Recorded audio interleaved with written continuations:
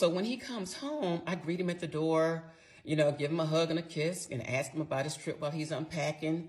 And so I'm like, show me some pictures from your trip. And he was like, oh, I didn't take any pictures. I was running around working and we were just so busy and on the go. We were just, just going to and fro. So I was like, oh, okay. So we go to have dinner. I was like, hey, I called the airlines to see what time your flight was getting in. And I said, they told me there was someone else on your itinerary. And I tell him the person's name. And he was like, who was that? And I was like, I don't know. You tell me. He was like, oh, I don't know who that is. And he was like, He said, they must have made a mistake. So I was like, well, okay. So I went along with it, but something about it, my spirit just was not feeling right. So I was like, something about this is just not right. So that night when we go to bed, he's sleeping over there, just a snoring. I'm over there tossing and turning because I was like, something about this just does not feel right.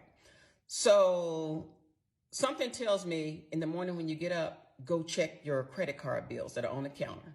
So the credit card bills are all stacked up out on our kitchen counter, and I don't open them because I don't pay the bill. I mean, it's American Express bill each month. They be high. So I was like, I ain't got none on it. So no need for me to open them. But that was my account, and I added him to it years ago.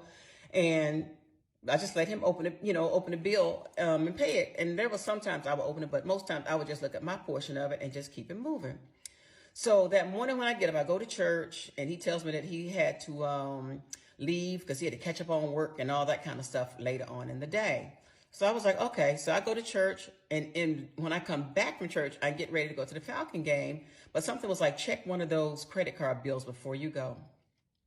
When I open up that bill, the woman that the airline employee mentioned that was on his itinerary, her name was up and down my credit card bill.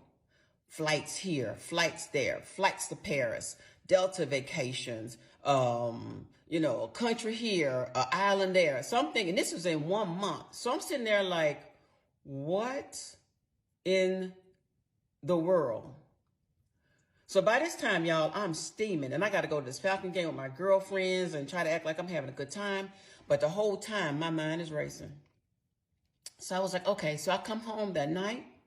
I stack up all those bills. I got bills for like 8 months worth of bills. Actually, that was October. So 10 months. I pulled from December of 21 to October of 22.